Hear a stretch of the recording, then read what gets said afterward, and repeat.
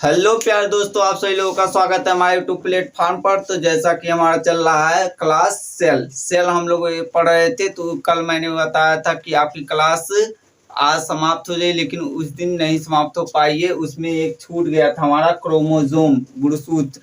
Chromosome क्या होता है? तो क्रोमोजोम आपके न्यूक्लियस जो होता है, केंद्रक के अंदर जो केंद्रिका होती है उसमें ये पाया जाता है क्रोमोजोम गुणसूत्र, जो हमारे जिसमें डीएनए और आरएनए होते हैं क्रोमोजोम में, जो हमारे जीवन के करैक्टर को एक दूसरे से पीढ़ी दर पीढ़ी ले जाते हैं। जैसे आपके पापा में कुछ करैक्टर है तो वो आपसे आपके कुछ करैक्टर से मैच करता है, तो वही है, जीवन के करैक्टर को ले जाता है। तो वही है भौतिक रूप से। तो देख लीजिए क्रोमोजोम गुणसूत्र, क्रोमोजोम के ही गुणसूत्र कहते हैं। तो क्रोमोजोम को सर्वप्रथम किसने देखा था? तो हाफ मिस्टर ने देखा था। सर्वप्रथम क्रोमोजोम को हाफ मिस्टर ने देखा था, खोजा था स्ट्रासबर्गर या वाल्डेयर ने। तो क्रोमोजोम को किसने खोजा था? तो स्ट्रासबर्गर या वाल्डेयर ने खोजा था। नाम दिया था तो वाल्डेयर ने ही नाम दिया था। तो ये क्वेश्चन बन जाता है, यहाँ पर पूछ लेगा क्रोमोजोम को सर्वप्रथम किसने देखा था? तो हाफ मिस्टर ने देखा था। और ज्यादातर पूछता है क्रोमोजोम या गुणसूत्र की खोज किसने की थी? तो इसका वाल्डेयर ने या सर्वप्रथम स्ट्रासबर्गर ने खोजा था। ये ध्यान रखना, स्ट्रासबर्गर या वाल्डेयर ने नाम दिया था तो वाल्डेयर ने। 3 क्वेश्चन आपको यहाँ से बन गया सीधे सीधे। अब देख लीजिए एक नोट 2 पॉइंट में। तो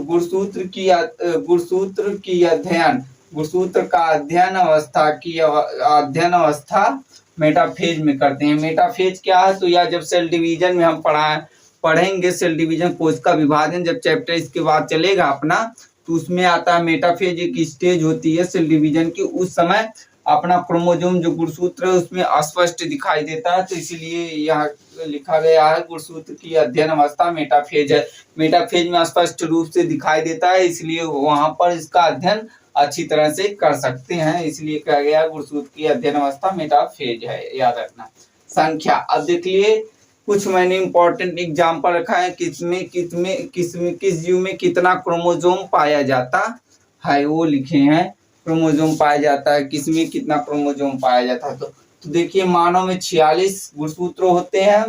मानव का 46 गुणसूत्र होते हैं। मक्का में 20 गुणसूत्र होते हैं। गेहूं में 42 गुणसूत्र होते हैं। मटर में 14 गुणसूत्र होते हैं। तो आपसे क्वेश्चन सीधे सीधे पूछ लेता है मानव में कितना क्रोमोजोम या गुणसूत्र पाया जाता है? तो 46 पाया जाता है। 42 गेहूं में पाया जाता है। और ये आपको आसानी देता है जब आप बीएससी कर रहे होंगे, बीएससी बायो या एग्रीकल्चर को जो भी छात्र करता है, तो उसमें देता है मानव का गुणसूत्र बताइए, फिर उसमें जो अपना करैक्टर आता है, जो अपने ये कौन है क्रोमोजोम भूल रहे हैं, जो अपने वैज्ञानिक करैक्टर है जो मटर की खोज में की थे, वो जब करैक्टर हम लोग छांटते हैं तो ये गुणसूत्र को ये याद रखना बहुत जरूरी है। याद रखना ना। कॉकरोच में गुणसूत्र संख्या 34 होता है। केंचुए में गुणसूत्र संख्या 36। आफ्रीनोग्लोसिस में 1200 गुणसूत्र होते हैं। आफ्रीनोग्लोसिस एक प्लांट है, आफ्रीनोग्लोसम नाम इसका। इसमें 1200 गुणसूत्र पाए जाते हैं। प्लांट में मैक्सिमम होता है। ये प्लांट का नाम है और ये एक प्लांट है। ये प्लांट से जितनी भी प्लांट है उसमें मैक्सिमम होता है। और एल्यूखेंथा में 1600 गुणसूत्र संख्या पाया जाता है। ये जंतु में मैक्सिमम होता है। एल्यूखेंथा एक जंतु अपना है, एल्यूथा। तो याद रखना, स्क्रीनशॉट लीजिए, इसके आगे बताते हैं। देखिए क्रोमोजोम गुणसूत्र की संरचना कैसी होती है? तो संरचना इसकी डंबल के आकार की होती है, जिसे मैंने बना रखा है। तो इसमें देखिए क्या क्या होता है। तो ये अपना है गुणसूत्र क्रोमोजोम। तो इसमें देखिए प्रोटीन का एक आवरण होता है जो पेनिकल कहलाता है। ये अपना पेनिकल है जो प्रोटीन का बना होता है, प्रोटीन का आवरण होता है। और ये जो अपना है ये गुणसूत्र बिंदु या सेंट्रोमियर से कह सकते हैं, या प्राथमिक संकीर्ण है जो ये गोलाकार है। और इसमें जो रेड कलर गोला गोला है ये क्राइनेटोकोर है, ये अपना क्राइनेटोकोर है, समझ लेना। ये जो बिंदी बिंदी है लाल लाल मैंने 2 बना रखा है, क्राइनेटोकोर है। ये प्रोटीन डिस्क होती है, ये जो गोल गोल ये डिस्क है ये प्रोटीन की बनी होती है, डिस्क होती है। ये विभाजन के समय तर्क तंतु का जुड़ना, जब अपना सेल डिवीजन होता है, जब इसमें क्रोमोजोम का विभाजन होता है, ये भी 2 भागों में बंटता है ना, तो इससे तर्क तंतु जुड़ जाता है। तर्क तंतु क्या होता है? तो ये एक तर्क तंतु होता है जो आपको सेल डिवीजन चैप्टर में बताऊंगा। और ये देख लीजिए, ये अपना जो धागे नुमा है ये अपना डीएनए है। डीएनए का जो ये हरा भाग है एक क्रोमोनिमेटा कहलाता है, क्रोमोनिमेटा कहलाता है। और इसको जो बीच भाग में जुड़े हुए बिंदु दिखाई देते हैं इन्हें क्रोमोमियर कहते हैं, क्रोमोमियर कहते हैं। और ये दोनों जो है, ये दोनों जो डिस्क हैं, जो आवरण है पेनिकल, इनको सिस्टर क्रोमेटोड कहते हैं, सिस्टर क्रोमोटेट कहते हैं। स्क्रीनशॉट लीजिए, इसके आगे बताते हैं। अब आगे देख लीजिए, आगे पॉइंट अपना देख लीजिए अब। तो गुणसूत्र की पूरी लंबाई में मिलने वाली धागे नुमा संरचना को क्रोमोनिमेटा कहते हैं। अभी देखे ना हम लोग क्रोमोजोम का फिगर, तो उसी में कहा है क्रोमोनिमेटा कहाँ था, तो जो ऐसे ऐसे धागे मिली हुई थी तो उसे क्रोमोनिमेटा कहते। तो गुणसूत्र की पूरी लंबाई में मिलने वाली धागे नुमा संरचना को क्रोमोनिमेटा कहा जाता है, क्रोमोनिमेटा कहा जाता है, समझ गए ना। अगला पॉइंट देखिए, क्रोमोनिमेटा पर मोती नुमा मिलने वाली संरचना को क्रोमोमियर कहते हैं। जो अपना ऐसे ऐसे था तो उसमें जो मोती वाली संरचना थी तो अपना क्रोमोमियर था, समझ गए। अब नोट पॉइंट देख लिए, सभी गुणसूत्र में प्राथमिक संकेंद्रण पाया जाता है, सभी गुणसूत्र में प्राथमिक संकेंद्रण पाया जाता है, परंतु कुछ गुणसूत्रों में द्वितीयक संकेंद्रण पाया जाता है, उन्हें सेट गुणसूत्र कहा जाता है, सेट या सैटेलाइट गुणसूत्र कहा जाता है। प्राथमिक संकेंद्रण पाया जाता है मतलब सिंपल रहते हैं, लेकिन परंतु कुछ गुणसूत्रों में द्वितीयक संकेंद्रण पाया जाता है, जैसे उसी क्रोमोजोम में एक और जुड़ जाता है तो उन्हें सेट गुणसूत्र कहा जाता है या सैटेलाइट गुणसूत्र कहा जाता है। बस इतना ऊपर समझिए, क्योंकि आपके जो एंट्रेंस एग्जाम है आपको ज्यादा डीपली नहीं ले जाएगा, चाहे एससीआर हो चाहे जो मंसो होगा। सेल का मैं बता रहा हूँ ये चैप्टर में। तो इसमें देख लीजिए, सेट में 13, 14, 15, 21 और 22 सेट होते हैं। गुणसूत्र के प्रकार देख लीजिए, गुणसूत्र कितने प्रकार का होता है। तो गुणसूत्र बिंदु की स्थिति के आधार पर, जो उसका बीच वाला बिंदु है उसकी स्थिति के आधार पर निम्न प्रकार के होते हैं, निम्न 4 प्रकार के होते हैं, निम्न प्रकार के नहीं, निम्न 4 प्रकार के होते हैं। देख लीजिए IJLV,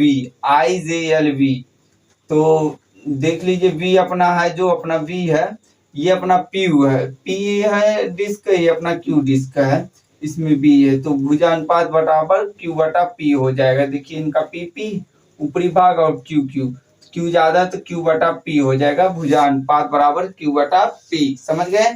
तो इनका नाम देख लीजिए, ये मेटासेंट्रिक है, ये जो अपना V है इसका नाम है मेटासेंट्रिक, ये मध्य केंद्र की होता है, मध्य का भाग होता है मध्य केंद्र की। यल का नाम है सब मेटासेंट्रिक, किसे कहते हैं, यह उपमध्य केंद्र की होता है, उपमध्य केंद्र की होता है। जे वाला देख लीजिए, जे का अपना छोटा, देखिए जैसे आगे बढ़ रहे हैं उसकी डिस्क छोटी हो जाती जा रही है। तो P और Q देख लीजिए, या एक्रोमेसेंट्रिक अग्र केंद्र की होता है, एक्रोमेसेंट्रिक अग्र केंद्र की होता है। इसमें जी P नहीं है, मैं भी सोच रहा हूँ ये सिर्फ इतना है डिस्क ही तक।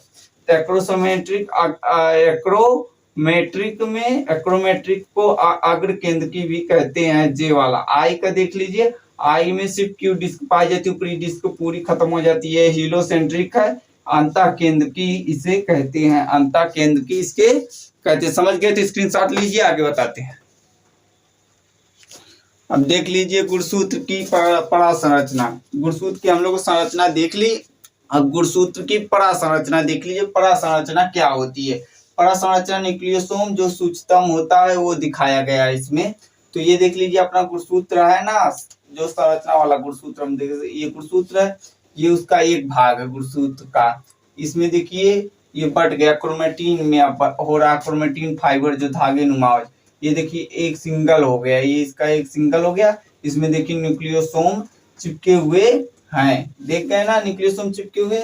तो न्यूक्लियोसोम या क्रोमेटिन धागों पर, ये जो अपना क्रोमेटिन धागा है उस पर ऐसे पाए जाते हैं जैसे माला पर मोती, जैसे माला में नहीं मोती गुही रहती है, उसी तरह क्रोमेटिन धागों पर न्यूक्लियोसोम गुहे रहते हैं, ये चिपके रहते हैं। देख लीजिए एकदम माले मोती माला, जैसे माला पर मोती। समझ गए, स्क्रीनशॉट लीजिए, आगे बताते हैं। आप देख लीजिए न्यूक्लियोसोम मॉडल। न्यूक्लियोसोम मॉडल किसने दिया था? तो कॉर्नवर्ग ने न्यूक्लियोसोम मॉडल दिया। तो कॉर्नवर्ग, या इसको पढ़ते हैं कॉर्नवर्ग भी पढ़ा जाता है, कॉर्नवर्ग ने दिया था न्यूक्लियोसोम मॉडल। इन्होंने दो भागों में न्यूक्लियोसोम को डिवाइड किया है, कोर पॉजिटिव और DNA 200S negative. Core positive अष्टफलकीय होता है, इसमें 8 हिस्टोन प्रोटीन पाया जाता है। 8 हिस्टोन प्रोटीन पाया जाता है। कौन कौन सी प्रोटीन है? H2A, H2B, AH3, H4। इन्हीं को 2 गुणे 2, इन्हीं को दोबारा कर दिया गया तो 4 4 दूना 8 हिस्टोन प्रोटीन हो गई। और डीएनए जो 200S है निगेटिव, इसमें 200 न्यूक्लियोटाइड युग्म होते हैं, 200 न्यूक्लियोटाइड युग्म होते हैं।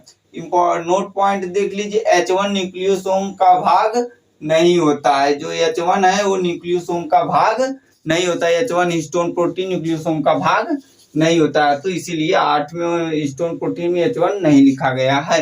H1 हिस्टोन प्रोटीन, H1 जो होता है हिस्टोन प्रोटीन, वो न्यूक्लियोसोम का भाग नहीं होता है। स्क्रीनशॉट लीजिए।